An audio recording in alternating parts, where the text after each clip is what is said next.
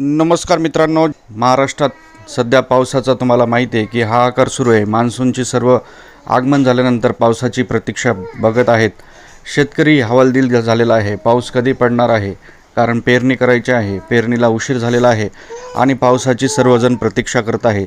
यातच आता शेतकऱ्यांसाठी, राज्यातील नागरिकांसाठी एक आनंदाची बातमी समोर येत आहे।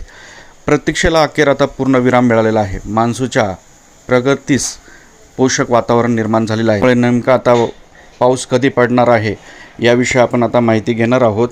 तत्पूर्वी चॅनलवर नवीन असाल तर नक्कीच चॅनलला सबस्क्राईब करा आणि बेल आयकॉन नक्की प्रेस करा। केरळमध्ये वेळेआधीच दाखल झाल्यानंतर महाराष्ट्रात देखील मान्सून नियोजित वेळेआधीच पोहोचलेल्या नैऋत्य मान्सूनची वाटचाल गेल्या काही दिवसांपासून मंदावली होती, परंतु आता पाऊस कधी पडणार याकडे सर्वांची प्रतीक्षा लागलेली आहे। आता पाऊस पडणार याबाबत एक मोठी बातमी समोर आलेली आहे। तुमचा जिल्हा कोणता आहे कमेंट करा आणि तुमच्या जिल्ह्यात पाऊस पडला की नाही कमेंटमध्ये नक्की कमेंट करा। आता केरळमध्ये पाऊस आल्यानंतर मान्सून जो आहे महाराष्ट्रात देखील आला, परंतु महाराष्ट्रात आल्यानंतर पावसाची प्रतीक्षा लागलेली आहे।